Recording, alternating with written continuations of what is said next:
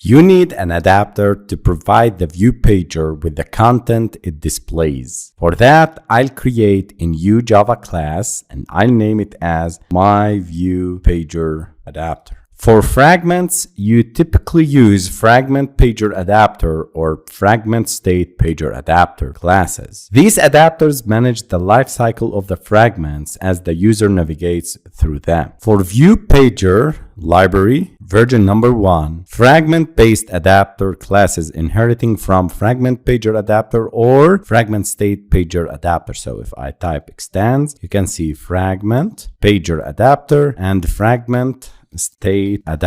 These are deprecated because I am not using the ViewPager library version number 1. I'm using ViewPager2. It's better and enhanced version of ViewPagers. For that, I'll use FragmentStateAdapter.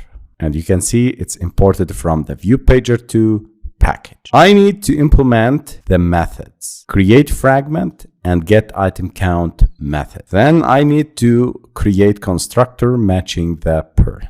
And I'll use this fragment manager. I have these two methods, get item count and create fragment. Let's start with the create fragment method. This method is responsible for creating and returning a fragment for a specific position within the ViewPager2. The purpose of this method is to create a new instance of a fragment based on the position parameter. You can see this is the position parameter. For each position or page in the ViewPager2, you define which fragment should be displayed. You typically return a new instance of the appropriate fragment class. For example, if you have a list of fragment classes like page fragment, you might return a new instance of page fragment for each position. Now, I want from you to focus with me because I'm going to teach you a very important concept. When using the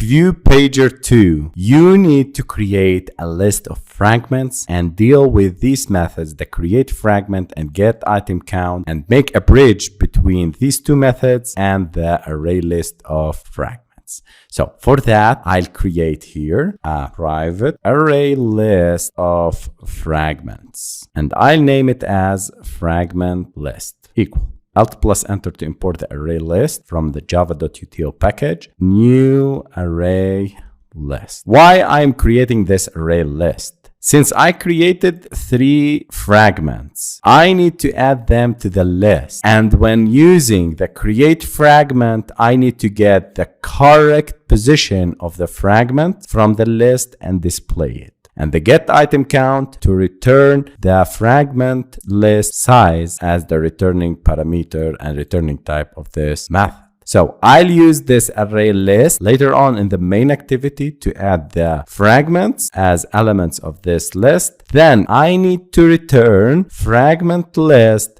dot get, and here I need to pass the position parameter that it is passed for the create fragment method. Again, the create fragment method is responsible for creating and returning a fragment for a specific position within the ViewPager2. And getting the specific position is from the fragment list, which contains a list of fragments. So the returning type of this should be a fragment. Get item count method. This method is responsible for returning the total number of elements or items or fragments that will be displayed in the ViewPager2. You can return 3, but I don't prefer this way. I need to use the fragment list dot size, and here I return the size of the fragment list as the elements that I should display in the ViewPager2. I'll create a new method that it is not overridden. I'll name it as add fragment. So public void add